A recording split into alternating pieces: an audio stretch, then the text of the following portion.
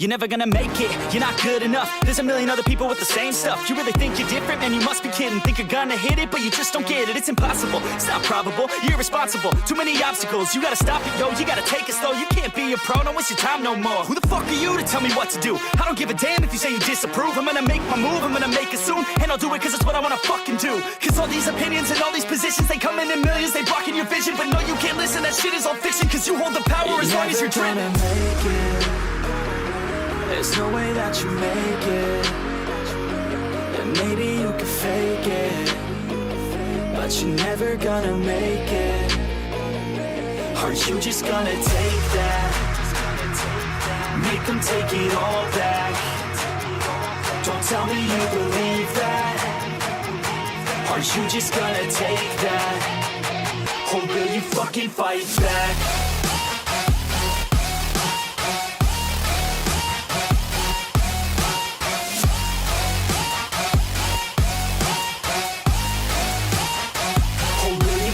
Fight back.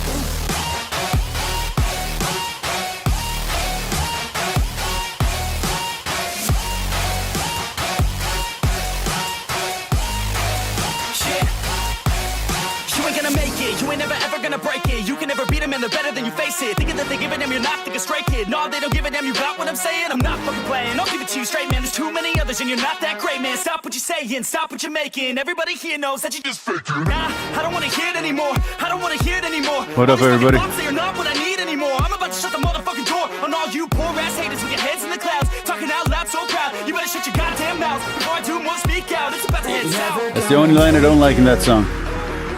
I don't like the GDs, man. That's... Alright, we are live. How you guys liking the new camera?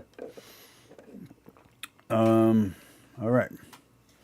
Let's do watch together. Oh wait, hold on. What am I doing? Alright, let's catch up with things with news of today. So Catholic Answers did a AI chatbot, a Catholic chatbot. They made a little faux pas. At first, they made him a priest, which was a mistake. I'm glad they corrected that, made him an apologist. Let's see. TikTok is now over. To be honest with you, I understand why people hate on TikTok and other sites like that, especially more conservative types. But if I do get a chance to sign a petition to support TikTok, I will. I do believe in free speech, including speech I don't agree with. And I do believe that that is a universal right, not just an American right. So I will be supporting TikTok. But I do understand the concerns, but America does the same thing, so we're just being hypocritical at this point. Let's see what else is going on. There was the protest, Chaz-like protest going on in the colleges, which might be being overplayed by the news. But I do think once protest becomes violence, it is no longer legal. So it's okay to protest, it's okay to walk out, but once you start being violent, and that includes destruction of property, you're no longer within your right to protest. You are now a criminal and should be arrested. That being said, people do have the right to protest, and I do support Israel. I just want to say that hasn't changed, but I do think Israel has gone too far in their fighting. You would have asked me a month ago, I was still supporting Israel 100%. Even after they killed some Christians and some Catholics. I think they actually targeted some Catholic nuns, which is kind of gross that they did that. But now it's clear that they've won. So I don't know how much more they can do before they start just damaging the populace. I understand that the threat is still there, but the threat's always there. So they're going to have to come up with a solution, something better than just destruction and death. I do think the war is over and they've won. And if it's a different situation, then they need to show it to the world because it needs to be justified now. Trump might go to jail That's kind of interesting. I don't think he will. And I think, it's almost impossible for Trump not to win at this point, which is something I'm not a fan of. I'm not a fan of Trump personally. But Biden is, if Trump is the second worst president of all time, Biden is the absolute worst president of all time. So yeah, I'll be glad when he's out of office and a new president is in. I just wish it wasn't Trump, but it looks like that's who it's going to have to be. Trump is selling Bibles. I don't know. That seems a little bit like simony to me, but we buy Bibles all the time, so I guess it's all right, technically speaking. Let's see. Trump is supporting abortion, which, if he's going to be conservative, that's not the right call. But if he wants to win the election, it's perfectly the right call.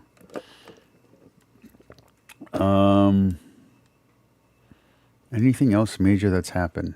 The Pope went ahead and apologized for the Great Schism and the crimes committed in the lead up to the Great Schism. So let's see Brian Halsworth get out of that one. Because the Bishop of Rome, the Pope, did apologize for the entire church, officially, for those actions committed at that time. Yeah, I think that's it. I think we are now caught up. Stellar Blade is out. If you're playing it, let me know what you think. All right. We are on Buddhism week. This is day 3. We took a break yesterday to do some writing. Let's get into this. I might skip around, and I'm going to put it at slightly faster speed. All right, let's enjoy. It is a universal truth that all religions, whether their adherents want to admit it or not, change and evolve over time and space. As a religion enters a new cultural sphere, it inevitably is going to adjust. I don't know who this guy is. I've watched a few of his channel. I watched a few of his videos before. I'm actually subscribed to his channel. But I haven't watched enough of his material. I don't know how legitimate he is. And change based on that meeting. Buddhism is, of course, no different, and is indeed a religion where this phenomenon is very clearly visible. Buddhism, for different reasons, has really had an ability to diversify and adapt existing religious and cultural features in different parts of the world into its own symbolic sphere. It won't be news to anyone that Buddhism in different parts of the world can look, well, very different. Yeah, the Buddhism in the United States is completely different than Buddhism over in the East. And then from China to Thailand to Japan, it's very different. Yeah. And in East Asia, where Buddhism has arguably been the strongest and most widespread across history, there are some really unique and fascinating features that are, well, unique to that particular region and the Buddhism that flourished and developed there. And one of the most significant and influential schools of Buddhism across history and today from East Asia is the tradition known as Chan Buddhism, also known perhaps more widely by its Japanese name, Zen Buddhism. And, it's interesting because, I've said here before that I was a Taoist for a long time. And in my Taoist practices with martial arts, especially with Kendo and a little bit of IDO, although I didn't practice enough IDO, to be honest with it. There's a lot of Zen Buddhism in the philosophy, especially if you read the 5 Rings. The book begins with Madaramoto Musashi dying from cancer, facing the Buddha, and he gives his confession, and he talks about how he, all the men that he killed, and how he fought, and then he goes into the 5 Rings from there. So, while I do not claim to have any understanding of Zen Buddhism, it has had an influence in my life, just by the mere fact that it had an influence on Madaramoto Musashi, and Madaramoto Musashi influenced my life greatly. I read his book every year since I was like 15. No music. Damn it. For those watching at home, if you guys have any commentary or any questions, please share, and I'll gladly put it into the chat.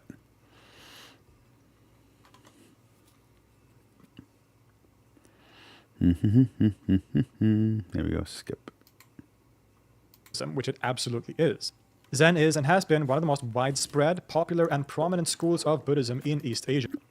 One of my father's favorite books was Zen and the Art of Motorcycle Maintenance. I never read it, but it was one of my dad's favorite books. In places like Japan, in Korea, where it is called Son, in Vietnam, where it is known as Tien, and in China, where it originated and where it is known as Chan. This word, Chan, is actually a Chinese version of the originally Sanskrit term dhyana, which is usually translated as something like meditation. Which I do practice. I still practice meditation to this day, although I do a lot less meditation now, which is something I want to get back to. And this name, thus, gives us the first clue to the characteristics of this tradition. Just like many people might assume, it is a form of Buddhism very much focused on practice and on meditation practice in particular. There were other prominent schools of Buddhism, including the popular Chinese Tian Tai, that were much more scholastic in nature, focusing on translated Buddhist texts and commentaries and interpretations of those texts to reach a kind of correct doctrine. Chan appeared as a reaction to that, and with a much different focus on teacher-student transmission and actual experience and practice. Direct experience and practice taught by a teacher to a student in this kind of lineage of teachers. But we should probably back up a little bit first before we dive into Chan itself. I assume you know the basics of Buddhism, since we don't have... I can't see that statue without thinking of the first Mortal Kombat movie. I'm just going to be really blunt about it. Time to go through that properly here. The religion originated in India with the figure Siddhartha Gautama, known as the Buddha or the Enlightened One. He taught the Four Noble Truths, that life is suffering or dissatisfaction, dukkha in Pali, that there's a reason for and solution to that suffering, and offered a technique of ending that suffering, a state or concept known as nirvana, which according to many isn't actually a state at all, but anyways. This technique of ending dukkha involves the so-called Eightfold Path and adherence to the three jewels or three treasures of Buddhism, the Buddha as a kind of exemplar, the Dharma, or the teachings of the Buddha, and the Sangha, the Buddhist community. So yeah, we went over all of this the last 2 days. This is pretty basic. For a really great introduction to Buddhism as a whole, there you check go. out my friend and fellow religious studies content creator Andrew Henry's amazing videos on the channel Religion for Breakfast. I'll tell you what, if either Religion for Breakfast or this dude see this, I'm trying to go back to school for either religious studies or Bible studies. I've been out of college for more than 15 years. I only have an associate's. I'm 5 hours away from my bachelor's. Legitimately, that's when I dropped out, was when I was 5 hours away. The local universities that are in my area where I can do what I have to do and take them only give world religions courses and general religious studies. So if you know if that's a step, if that's a course to take to go toward either Bible studies or religious studies as a master's after I finish with it, let me know, because I just need one course. So I'm probably going to take 2 during the summer and finish off, assuming I get, enrolled back in. Which are, again, simply fantastic. In any case, after the death of the Buddha, Buddhism spread far and wide and became very popular. First in India itself, of course, but before long it had spread to other parts of the world, including China, where it became a dominant religious tradition alongside Taoism and Confucianism. And as Buddhism spread to China and gradually adjusted and accommodated itself to that cultural climate, it came to develop some truly unique features so that Chinese or East Asian Buddhism very much has its own kind of flavor. First of all, the kind of Buddhism that came to China is the branch known as Mahayana, which means great vehicle. For much of history, this school has stood alongside Theravada as the two major branches of the religion, with the possible third inclusion of Vajrayana Buddhism. As we talked about in our previous episode about the Buddhist scholar Nagarjuna, different regions have been and still are dominated by different branches. Theravada, which means something like the school of the elders, is the dominant form of Buddhism in places like Cambodia, Thailand, Myanmar, and Sri Lanka. Whereas Mahayana, the largest school or branch today, dominates in places like China, Japan, Vietnam, Nepal, and Malaysia have been and still are dominated by different branches.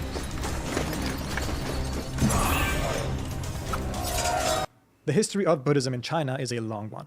Already during the Han Dynasty in the last centuries BC, Buddhist monks had made their way there, and in the first centuries AD or CE, Buddhism was already a significant presence. Buddhist personalities and text would make their way across the Silk Road from India to the Far East, where the many sutras of the Buddha would gradually be translated into Chinese. As we saw, it was Mahayana Buddhism that became especially prominent here, and by the 6th to 7th centuries, they started developing homegrown schools and forms of Buddhism unique to China. Mostly, these were scholastic schools dedicated to the elucidation of Buddhist scriptures, such as the Tiantai school, known in Japan as Tendai, the Huayan, or flower ornament, and the famous Qingtu, or Pure Land Buddhism, which is still very strong today. And it was in this same environment that Chan developed, which we will get to soon. Buddhism in China and East Asia really is unique in many ways, even though it shares many core features with other forms of the religion. They developed new ideas and specific things were emphasized here, probably partly in response to the already existing local religions and culture. When we talk about Mahayana Buddhism, or East Asian Mahayana in particular, there are a few things that are central and which really characterize this kind of Buddhism.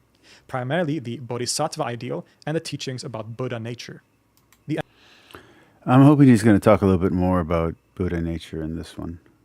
So far, it's been good information. Nothing that I disagree with, nothing that I really need to comment on, but I don't want to just play his video and not say anything, so there we go. Ideal of the Bodhisattva is one of the main things that distinguishes Mahayana from Theravada. Indeed, while the goal for a Theravada Buddhist is essentially to become an arhat, to reach nirvana and be liberated from samsara, the cycle of death and rebirth, Mahayana has another goal which is essentially focused on compassion. The highest aim is to become a Bodhisattva. A Bodhisattva is a person that has attained awakening but still decides to, so to say, stay in the world of change to help others reach awakening, with the ultimate goal of everyone eventually being liberated. I wonder if Christian universalism has some threads that come from this type of thinking invading or influencing Christian thinking, Christian thought. There are many bodhisattvas in the system, and they often take on a role similar to deities in other religions. The goal here isn't to, quote-unquote, escape the world, but to live compassionately and virtuously in it, something that will also be very important in Chan Buddhism in particular. In fact, in a lot of Chinese Buddhism, the whole concept of nirvana is interpreted in a way that is surprising to many. There is, in fact, no nirvana, as understood as a particular state, event, or happening. Nirvana isn't some otherworldly place or state of experience, a liberation from this world. Instead, nirvana is all of this right now. Everything.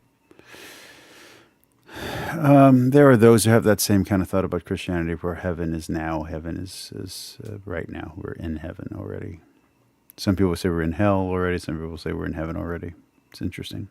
Is nirvana all the time. This brings us to that second. We're already dead. We just think we're alive. That's beautiful. Characteristic of Chinese Mahayana Buddhism, the idea of Buddha nature. At its core, this is essentially the idea that liberation is available to everyone at all times.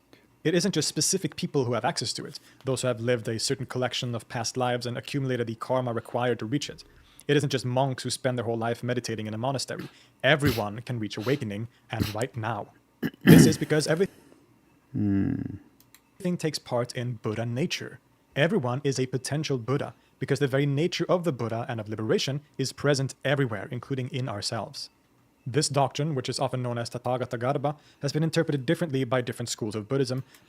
No, I've noticed, though, that a lot of the gurus who use, I'm not even going to try to pronounce what that word was, they end up getting in trouble with the law, like 5 years or 10 years or 20 years into their, I'm going to call it ministry. I don't really have a better word for it. But they'll usually build up a harem. They'll build up some people who come in, usually a lot of Westerners. That's the famous Buddhist Bhuttasrata Lewis is in the chat, people.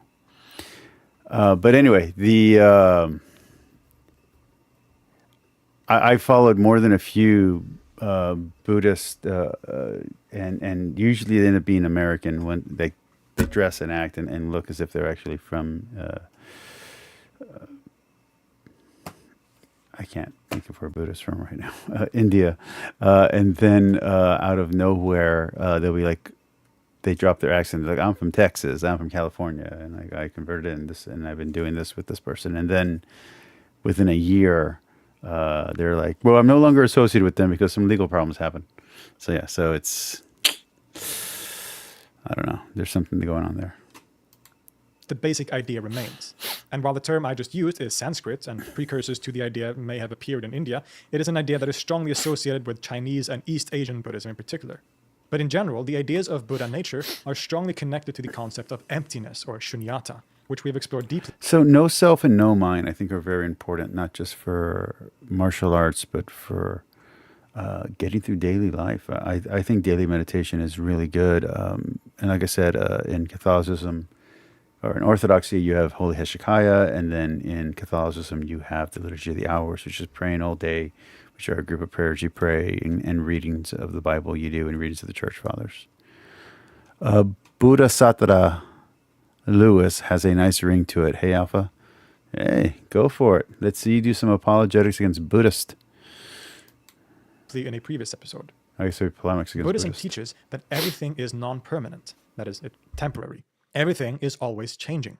It also posits the idea I'm going to of get self. some no spray. I'll be right There's back. no inherent self. Oh, I or just core did the to no human self thing. beings, or ultimately to anything. The idea of the I, or the self, as a fixed, independent reality is an illusion. The doctrine of emptiness, associated primarily with the thinker Nagarjuna, went even further by stating that everything is empty.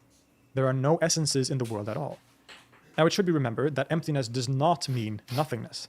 Instead, what emptiness teaches is that all things are interdependent on all other things. There is no independent reality or essence to anything because any quote-unquote thing we imagine is only a series of happenings related to other things. The necessary consequence of the fact that everything is empty is its backside, that everything is everything else. That any single thing is simultaneously all of reality because it partakes of an infinitely interconnected web of events. In other words, it's a kind of non-dualism, but one that neglects any idea of an absolute reality as such as the Brahman of Hinduism. It is very, even Nagarjuna in his writings, they are very careful not to posit that there is this ultimate reality similar to the Brahman or the Atman in Hinduism. There is no...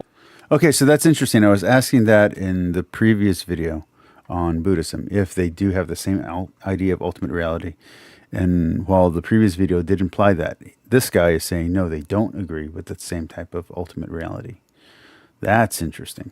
Ultimate reality, nothing has independent or fixed existence as such. Everything is empty. But since everything is connected and everything is interdependent on everything else, there's a kind of non-duality inherent in that idea too. When we look at a tree, there is no tree there, as in a specific thing called a tree. That's only a mental construction. On the other hand, the positive outcome of that is that when we look at a tree, we're looking at something that is infinitely connected to everything else. That tree would not be what it is without the soil from which it grows, without the sun that gives it light and enables it to... Yeah, but then we can also argue that the soil's not there, or the sun's not there, or the self's not there. You're not even really witnessing what you think you're seeing because you're not really there. Grow without the planet's specific distance from the sun that gives it just the right heat to be able to grow, the sun in its particular place in the galaxy, and literally everything else, which together make that tree what it is, and without which it would be nothing. In other words, when we look at the tree, we are looking simultaneously at emptiness, at no thing at all, and we are looking at a particular manifestation and showing of the entire... One of my favorite symbols, and I know that some people think of it as a Christian symbol, but it's the tree of life. I love that symbol. Of reality appearing at that specific moment as something we call a tree. Okay, so we are going to look at the Dhammapada real quick, all right? Each time that a commercial break comes on, this is what we're going to do. We're going to go through one of the books. Okay. So we're just going to skim through it. Let's see. Do a little skimming. So, what we are today comes from our thoughts of yesterday, and our present thoughts build our life of tomorrow. Our life is the creation of our mind. If a man speaks or acts with an impure mind, suffering follows him, as the wheel of the cart follows the beast that draws the cart. I like that. I agree with that. I agree. An impure mind is a terrible waste. But how many of us have a pure mind? Whereas if a man speaks but a few holy words, and he yet lives the life of those words, free from passion and hate and illusion, with right vision and a mind free,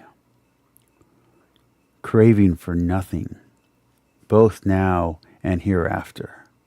The life of this man is a life of holiness. So this to me sounds a lot like the Jedi. I wonder if you get one of those, the Jedi White Book or the Jedi Holy Book. I wonder if it reads a lot like just Buddhism. Maybe Buddhism mixed with Taoism, right? Okay.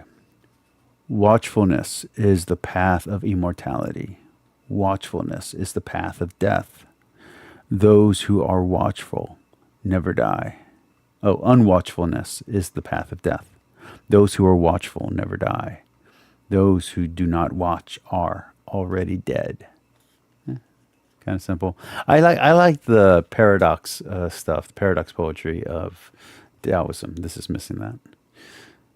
And I kind of just fell right into it, even though that wasn't what it was saying. Okay, the monk who has the joy of watchfulness and who looks with fear on thoughtfulness, he can never be deprived of his victory, and he is near nirvana. The mind is wavering and restless, difficult to guard and restrain. Let the wise man straighten his mind as a maker of arrows makes his arrows straight. A father or a mother or a relative can indeed do good to a man, but his own right-directed mind can do him a far greater good. I agree with that. A solid mind is more important than having good parents. Who shall conquer this world and the world of the gods, and also the world of Yama, of death and of pain? Who shall find the Dharmapada, the clear path of perfection, even as a man who seeks flowers finds the most beautiful flower?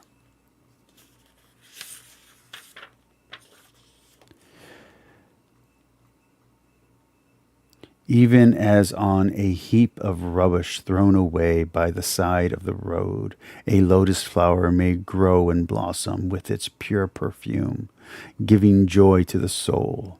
In the same way, among the blind multitudes,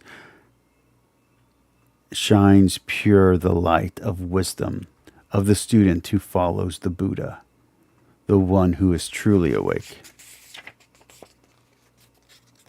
How many of these do we have? Okay.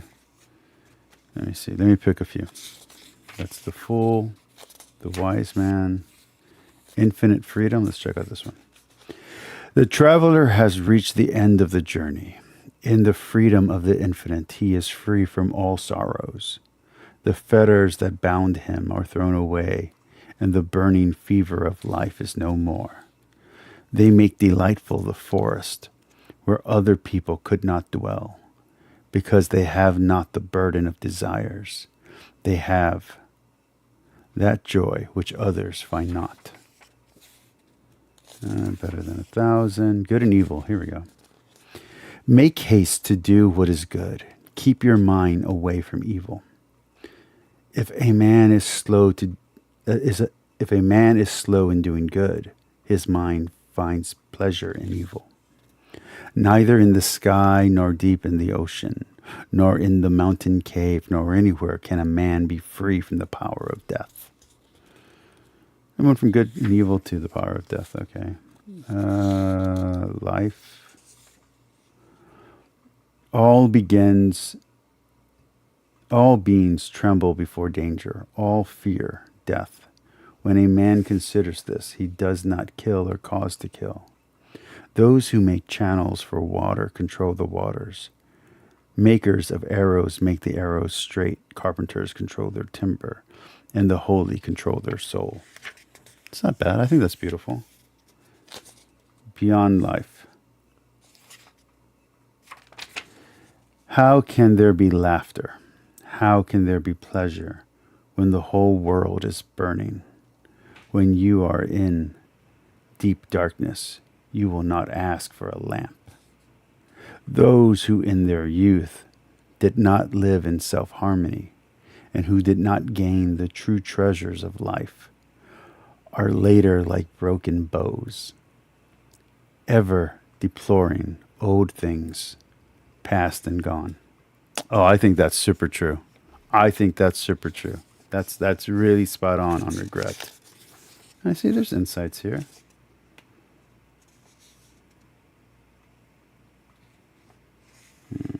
Let's see. The Buddha. By what earthly path could you entice the Buddha who, enjoying all, can wander through the pathless ways of the infinite? The Buddha who is awake, whose victory cannot be turned into defeat, and whom no one can conquer. Who could measure the excellence of the man who pays reverence to those worthy of reverence, a Buddha or his disciples, who have left evil behind and have crossed the river of sorrow, who, free from all fear, are in the glory of nirvana? Ah, it sounds like a religion to me. I know there's people who say it's not a religion, but it sounds like a religion to me. Let's see. Forsake anger, hasten and strive. Righteousness. This sounds good. A man is not on the path of righteousness if he settles matters in a violent haste. A wise man calmly considers what is right and what is wrong, and faces different opinions with truth, nonviolence, and peace. This man is guarded by truth and is a guardian of truth. He is righteous and he is wise. Not by mere morals or rituals, by much learning or high concentration, or by a bed of solitude, can I reach the joy of freedom which is not reached by those of the world. Mendicant, have not self-satisfaction. The victory has not yet been won. The path. This one sounds good. The best of the paths is the path of 8. The best of the truths is the 4 sayings. The best of states, freedom from passions.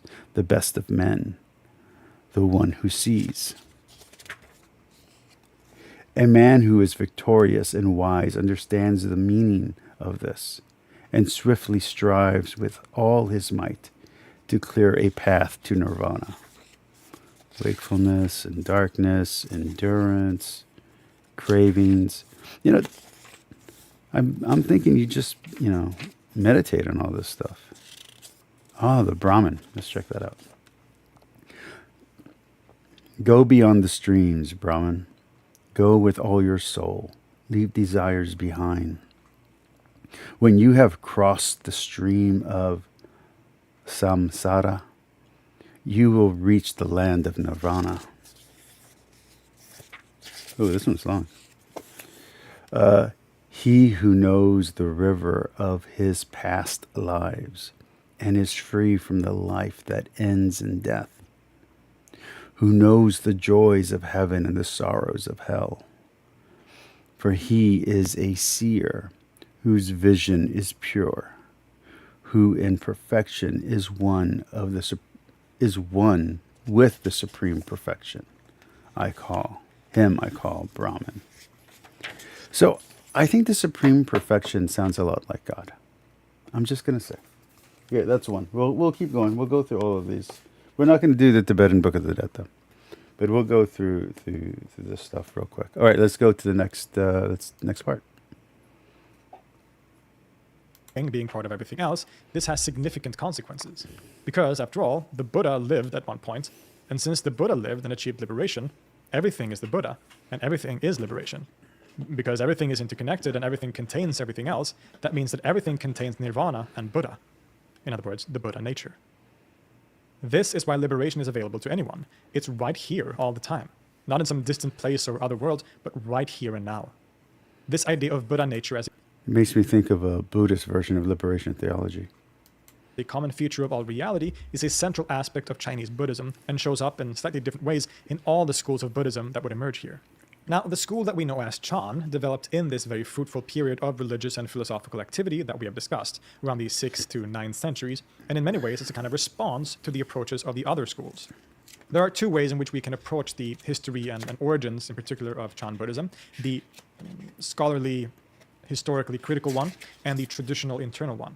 Because indeed, the way that the history of Chan Buddhism is told within the tradition itself contains many aspects that we would consider legendary, or at least semi-legendary, and stories and aspects that are very hard to verify with the historical critical method, that we can be sure are true and not myths, for example.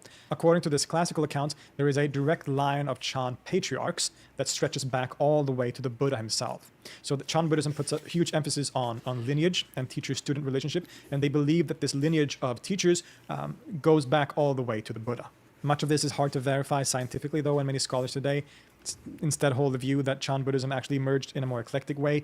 Different meditation masters in different parts of China with similar outlooks around the 6th, 7th century that sort of grew and eventually sort of coalesced into a unified school in a certain sense. And these stories about the patriarchs are probably projections later on to sort of unify and create a more coherent story of the origins of the tradition. Nonetheless, these are the two kind of different versions of the story. But if we explore the traditional account in particular, while of course keeping in mind some of the questionable historicity, we find some really fascinating stories and No, I don't understand why scholars don't give the same latitude when talking about Christianity. They give much more latitude to Islam and much more latitude to Buddhism and Taoism, I've noticed. I haven't really read a lot on Shintoism. I like Shintoism. I know a lot about it from, or everything that I know about it is from Japanese movies and anime and that kind of stuff. But Shintoism is not something I've read up a lot about. But I noticed that the scholars give a lot more latitude to the Eastern religions than they do to the Western. characters that are at the core of the history and origins of Chan Buddhism. Chan traces its lineage to the Buddha himself, of course, but in particular to one of his prominent followers, Mahakashyapa. He was an important figure in the earliest Buddhist community and is often seen as the first Chan or Zen master. An often told story really encapsulates this role of his and some of the basics of Chan teachings. In this story, I'm interested on when Buddhism entered Japan, and then when Japanese Buddhism developed its Zen ideology or Zen philosophy. That's what I want to hear about. That's what I want to know. the Buddha gathers his followers to hold a talk or a speech. But the eager students are surprised when the Buddha doesn't say anything at all. Instead, just sitting there in complete silence, holding up a flower in his hand. Everyone is perplexed and tries to understand what's going on. Is the Buddha sick? Is this a kind of trick of some sort? Everyone, that is, except Mahakashyapa. Instead, when he sees the Buddha holding up the flower in silence, he breaks into a smile. Hey guys, what's up? Today I'm... Wow, was that a hard cut? They're not even putting the commercials and the little breaks anymore. That just seems so horrible. Okay, so let's go to the next one. This is going to be Teachings of the Buddha. Let's highlight this one real quick. Okay, we'll just pick a few. We'll keep them short. Let's start off with the first one. Wakefulness is the way of life. The fool sleeps.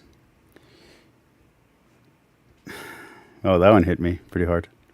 As if he were already dead. But the master is awake, and he lives forever. He watches and is clear. How happy is he? For he sees that wakefulness is life. How happy is he? Following the path of the awakened. With great perseverance he meditates, seeking freedom and happiness. So since I stopped meditating as much, my life has not been as happy, I'll say that. And I'll also say this, that the last few days I've been sleepy. And I've been sleepy actually the last few months. There's been times where I'm just really tired and I miss out on opportunities of things that I want to do.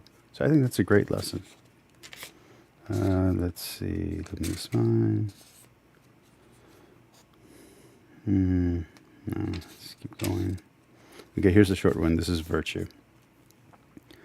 The perfume of sandalwood, rose bay, or jasmine cannot travel against the wind, but the fragrance of virtue travels even against the wind, as far as the ends of the world, like garlands woven from a heap of flowers. Fashion from your life as many good deeds. So this to me speaks of merit and good works. Interesting. I like that. Okay. Oh, no self. Let's check out this one. No friendship. Ooh, that's... Oh, noble friendship. I guess I said no friendship. Is there noble friendship? Then we'll go to no self. Then the vulnerable Ananda approached the Lord, prostrated himself, and sat down to one side. Sitting there, the venerable Ananda said to the Lord, half of his holy life, Lord, is good and noble friends, companionship with the good, association with the good. Do not say that, Ananda. Do not say that, Ananda. It is the whole of his life, this friendship, companionship, and association with the good. I like that, a call to have friends. That's good, that's nice, I like that. Hatred never disciples hate, the awaken. Oh, hatred never dispels hate. That's a good message. No self. That one's a little long. I want to read that one. The empty world. Joy. Let's read joy. Live in joy and love, even among those who hate. Live in joy in health, even among the afflicted. Live in joy and peace, even among the troubled. Look within, be still, free from fear and attachment. Know the sweet joy of the way. Oh, I brought a little bit of the way in. I brought a little bit of Japanese way. That's interesting. The Four Noble Truths.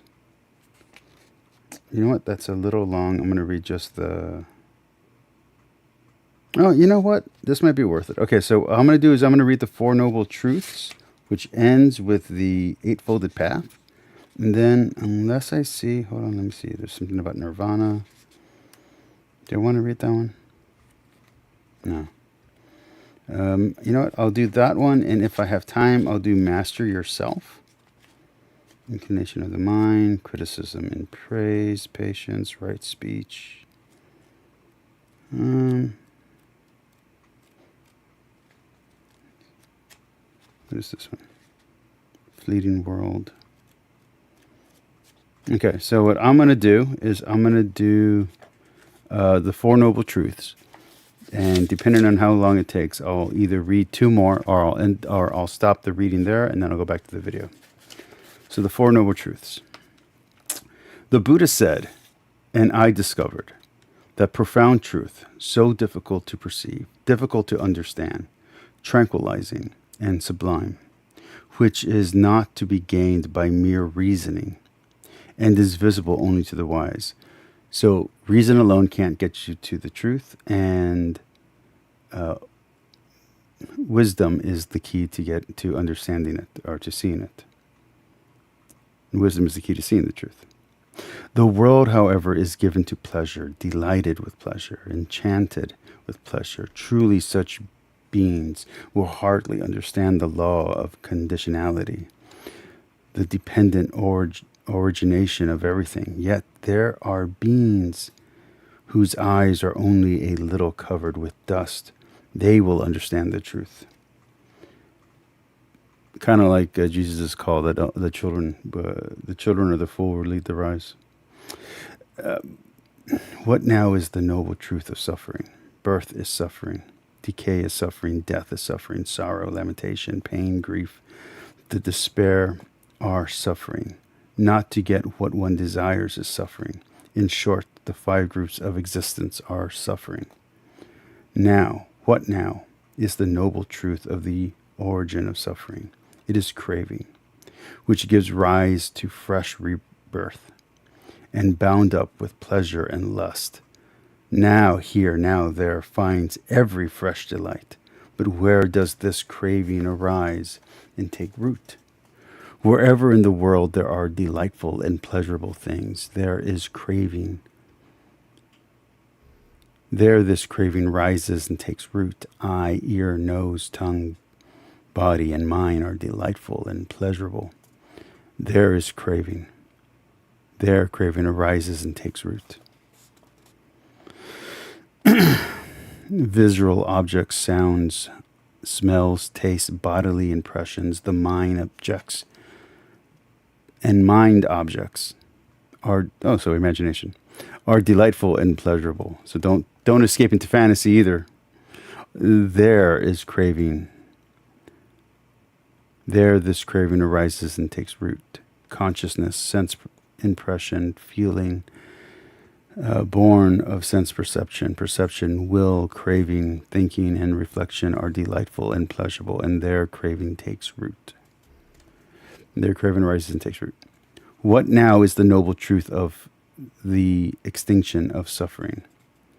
It is the complete fading away and extinction of this craving, for forsaking and abandonment, liberation and detachment from it. The extinction of greed, the extinction of hate, the extinction of delusion. This indeed is called nirvana. And for a disciple thus fed, thus freed, in whose heart dwells peace, there is nothing to be added to what has been done, and not more remains to do. Just as a rock of one solid mass remains unshaken by the wind, even so neither forms nor sounds nor odors nor tastes nor contacts of any kind, neither the desired nor the undesired, can cause such a one to waver. One is steadfast in the mind, gained is deliverance, and one who has considered all the contrast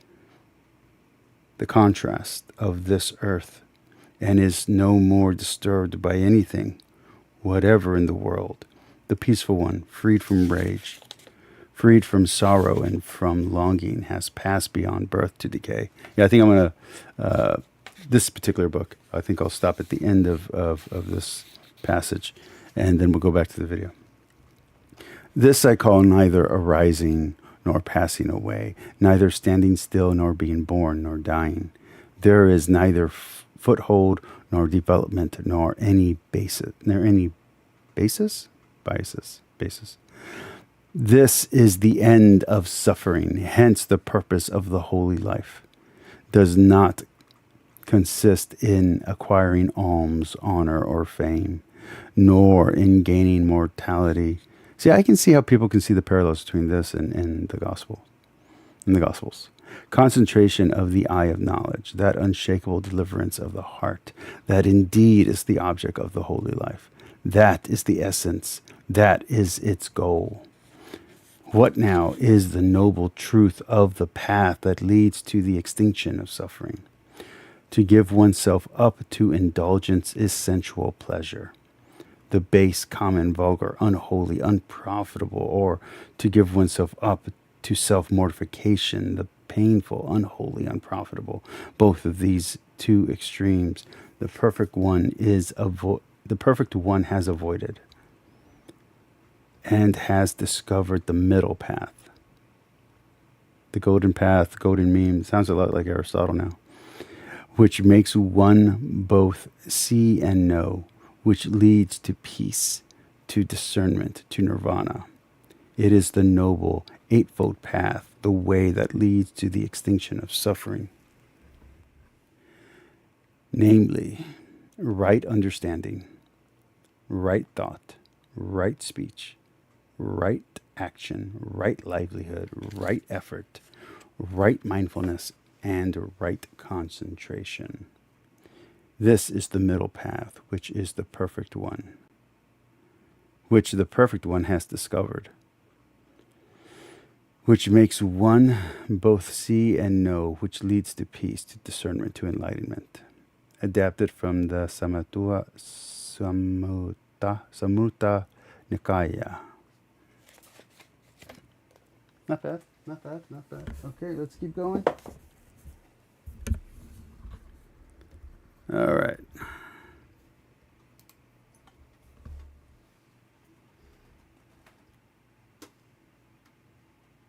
other schools, it doesn't place its emphasis on words or texts or philosophizing, but on a kind of wordless wisdom achieved through direct experience, meditation, and insight transmitted directly from a teacher to a student rather than from texts or teaching through words. The story of the flower sermon, as it has become known, thus serves as a kind of archetype for Chan teachings in a way, and claims Mahakashapa as its original representative. But Chan, as such, doesn't truly begin until much later, from around the 6th century and in China. Its development is associated with a few patriarchs, often 6 in particular, founding figures that made the school what it is. The first of these is often said to be the figure Bodhidharma, followed by Dazo Huike, Yanqi Sengjian, Dai Daoqin, Daman Hongren, and Daijian Huineng. It might be worthwhile to explore that first patriarch, Bodhidharma, a bit further, since he is so foundational and, frankly, just really fascinating. Bodhidharma is actually a kind of semi-legendary figure. It isn't entirely certain that he was a historical person, and if he was, the stories about him are dubious in terms of historicity. In any case, it is thought that he lived in the 5th or 6th century and came from the West, either from India or maybe Central Asia. After training as a Buddhist monk, he was tasked to go to China and spread the tradition there. Representing a direct lineage, the 28th person in a lineage going back to the Buddha himself, he would establish what would become known as Chan Buddhism in China. In one story, he's taken to Emperor Wu of the Liang dynasty, who asks him what is the true meaning of Buddhism. Bodhidharma says something to the effect that Buddhism has nothing to do with true and false. The emperor is taken aback by this and asks what is the purpose or merit then for his sponsoring the building of temples, translations of scriptures, and other projects. Bodhidharma simply replies that it has no merit at all, and the emperor is shocked. Having upset the emperor, the patriarch then leaves, probably smart, and it is said that he went to Mount Song, where he would sit in meditation facing a wall for 9 years. Bodhidharma would then serve as the archetype and key figure in the emergence of Chan, with its focus on meditation in particular. There are many stories, sayings, and texts attributed to him, but it's hard to say how much is accurate. Many modern scholars argue. I wonder how much this type of Buddhism influenced the way that Japanese culture, like think about if you just watched Shogun, that was very popular. Or have you read Terishimu or any of that stuff, played that video game? I wonder how much this influenced that culture. I wonder how much of the writings that we have in English are influenced by their understanding of Buddhism when they're trying to understand those cultures. Those are interesting questions to me. However, that a work entitled something like 2 Entrances and 4 Practices can probably be attributed at least partly to the man himself, if he was a historical person. In this text, we find the characteristic teachings of Bodhidharma, much of which would become important to Chan as a whole. As the title suggests, there are 2 entrances to the Buddhist path: principle and practice. Principle is simply that one realizes reality for what it is, the emptiness of all things, to see past the illusions of our regular mind. Bodhidharma says himself, quote, "To enter by principle means to realize the essence through instruction and to believe that all living things share the same true nature, which isn't apparent because it's shrouded by sensation and delusion." The second entrance of practice involves 4 practices, as the title of the treatise also suggests. While there can be some variance in terms of how these are translated, they are generally accepting apparent injustice, corresponding with or kind of accepting present conditions, seeking nothing, including not seeking awakening or liberation, and expressing the Dharma for the benefit of others. So, accepting apparent injustice, the world is not fair, corresponding with accepting the present condition, this is where I'm at, seeking nothing, say, I don't know if I agree with that, including awkward awakening, liberation, expressing the Dharma for the benefit of others. Yeah. See, Dharma seems a lot like karma now as we get further into it. Or These teachings, as well as destiny those or that his whatever. successors would add and contribute to it, are some of the core features of Chan Buddhism. So what is it that makes Chan or Zen Buddhism what it is? What is unique about it among other Buddhist schools, even in China? We have already answered So, some. like I said, right now my project is reading the Church Fathers, but my next year's project is to do the same thing with about 100 books on Buddhism and Taoism, and to read all those classics. Most of them are translated by Thomas Cleary. I don't know if people consider Thomas Cleary a good translator or not.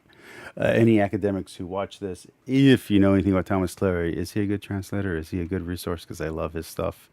Or is he not taken seriously in the academic world? Some of those questions, and it's not an easy subject to tackle. But the basic characteristics of Chan Buddhism is first and foremost this focus on a lineage of masters. Some scholars have argued that this is a direct result of the very strong ancestor cult in Chinese culture, which was then adapted in this way to the Buddhist tradition. Whatever the case, this idea of lineage is highly emphasized, as well as the teacher-student relationship in general. Chan is a kind of response to the scholastic schools of Buddhism that dominated China at the time, the schools that focused on interpreting texts from India. In Chan, awakening or wisdom is not reached through words or teachings as such, but through wordless experience. After the next commercial, I'm going to do a reading, and then I'm going to jump ahead to this right here, just see what's going on there, and then I'm going to go to the relationship to Taoism, because I'm much more interested in how Zen Buddhism relates to the Japanese style of Buddhism. And virtuosity taught directly by a teacher. The last of the Chan patriarchs, Huineng, is thought to have said that, quote, "A finger points at the moon, but the moon is not at the tip of the finger. Words point at the truth, but the truth is not in words." This is your brain when you're... Okay. Let's let that play. Okay, so let's read a few more. A finger snap. Oh, and this one's going to be sayings of the Buddha. Okay. A finger snap. This is what I have heard. Monks, if a monk pays attention to the mental state of friendliness for just a finger snap, then he is to be called a monk. He lives as someone whose meditation is not in vain, who carries out the teacher's instruction. He responds to his advice and his consumption of the country's alms is not useless. What can one say of the one who makes much of friendliness? So to me, this makes me think of the mustard seed, how the tiniest mustard seed. So if you can pay attention for just one snap, you're already way above anyone else, because everybody else can't pay attention at all. So if you even have the faith of a mustard seed, you can move mountains, because most people don't have any faith at all. So yeah, that's I love this. I love it. I love it. Okay, this is what I have heard.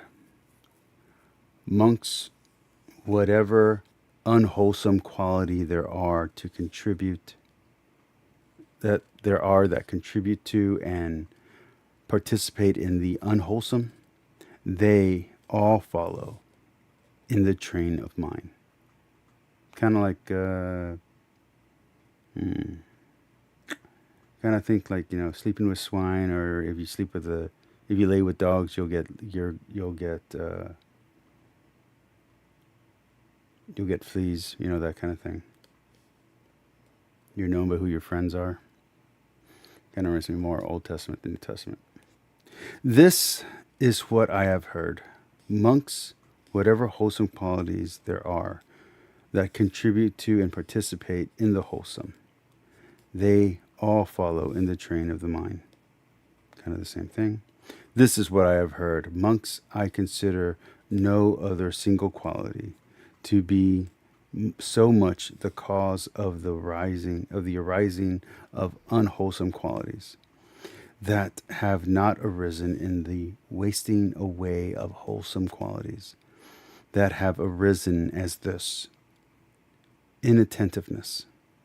When a monk is inattentive, wholesome qualities that have not arisen arise, and wholesome qualities that have arisen waste away. So it's important to be attentive and not inattentive. Inattentive, what you gain goes away, and when you're attentive, new qualities come up. This is what I have heard. Monks, I consider no other single quality to be so much the cause of the arising of wholesome qualities that have not arisen, and the wasting away of unwholesome qualities that have arisen as this: attentiveness. When a monk is attentive, wholesome qualities that have not arisen arise, and unwholesome qualities that have arisen waste away. Not exactly the paradoxes of Taoism, but still very cool, very cool. Interesting. There you go. Be attentive, be friendly, pay attention. To be concerned with rituals or the place you are alive.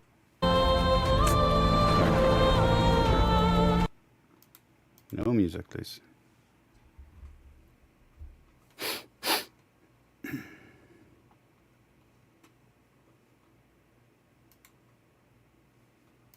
The place you are sitting is the place of enlightenment. The place you are standing is the place of enlightenment. Wherever you pick up your feet or put them down, that is the place of enlightenment. Indeed, the common understanding of nirvana. Okay, so he did not finish that. Let me see. So, okay, he did finish it. Okay, so that kind of reminds me of Kung Fu, The Legend Continues, where I think the main perspective character is Peter, and that's the son of I don't know. I was gonna say Kung Fu. I don't know what his name is, and they had an expression which I really liked that would really piss people off when I would say it to them, which was, "If you sit in one place long enough, the entire world will come to you." Kind of cool. Okay, let's check out the Taoism stuff, and then we'll end it over here. We'll end it right here. I'm not going to read the Buddhist scripture stuff because people seem to be getting bored with that. But I'll read this on my own whenever I get to it.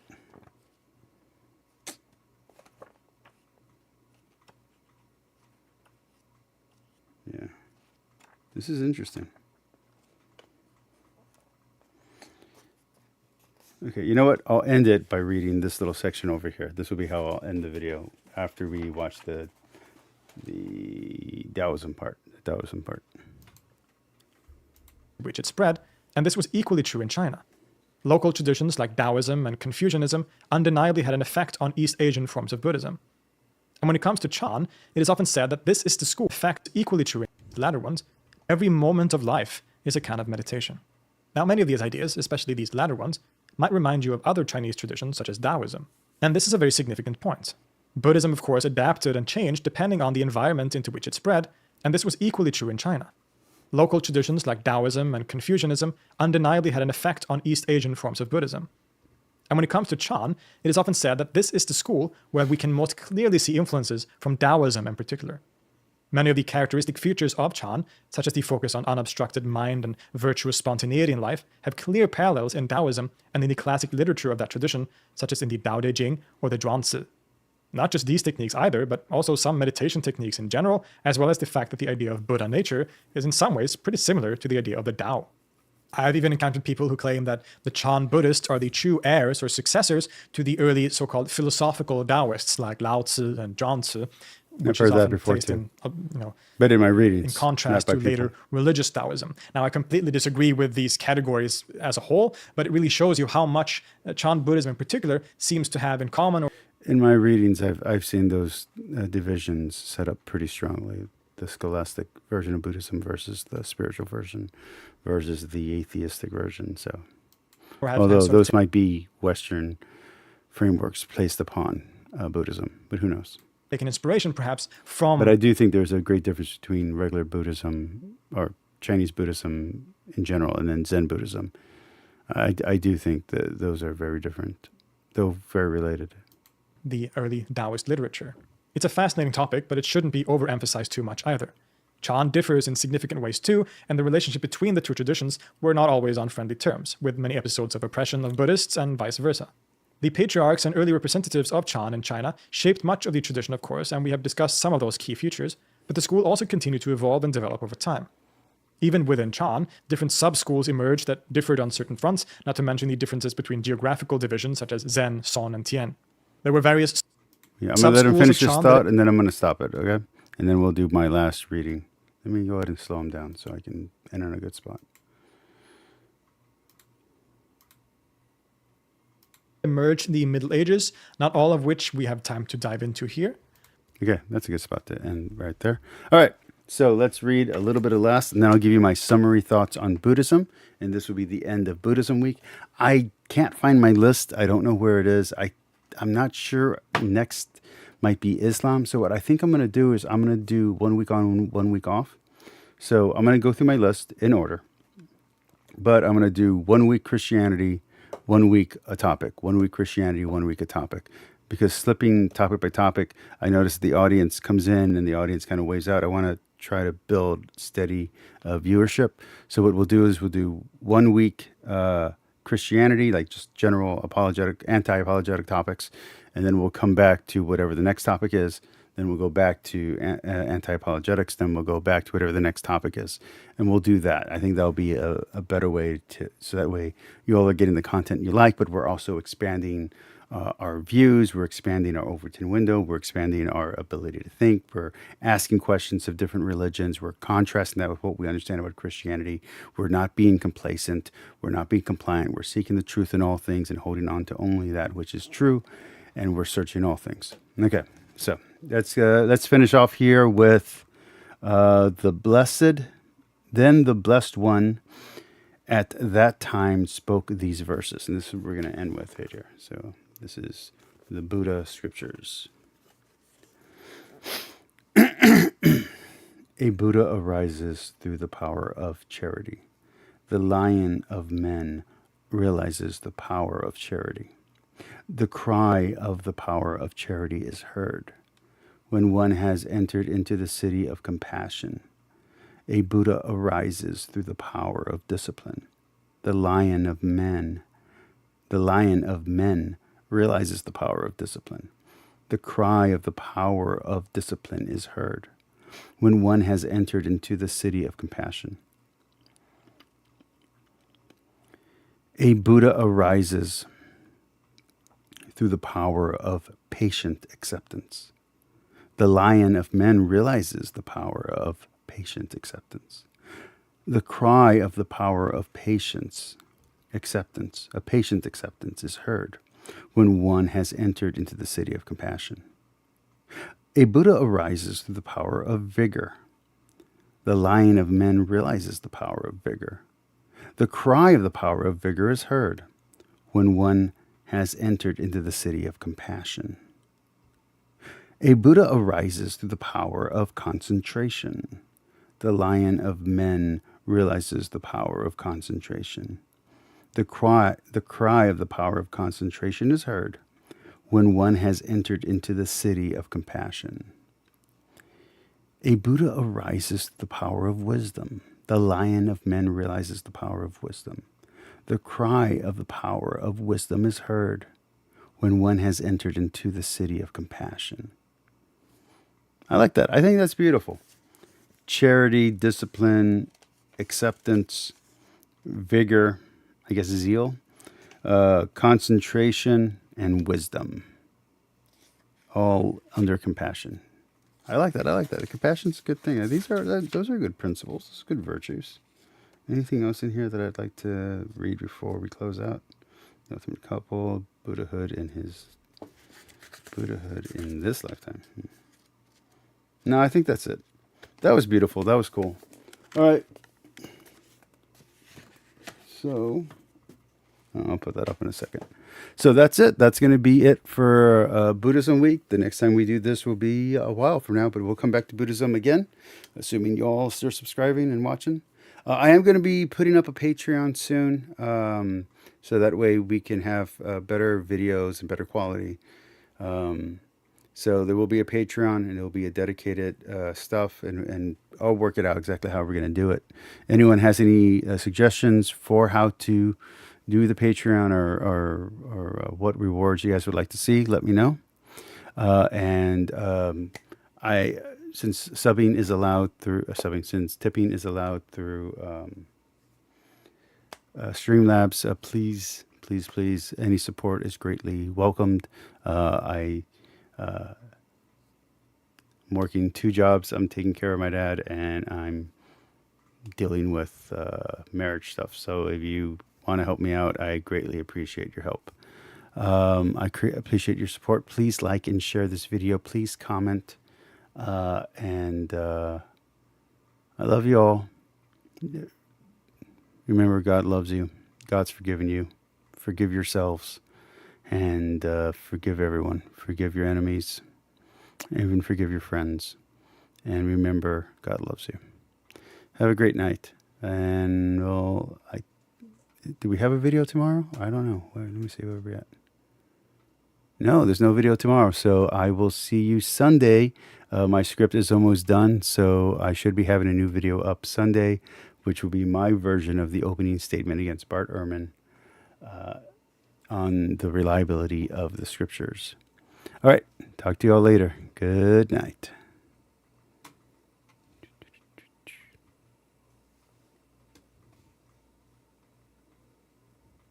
But you're never gonna make it. Are you just gonna take that? Make them take it all back. Don't tell me you believe that. Are you just gonna take that? Or will you fucking fight back?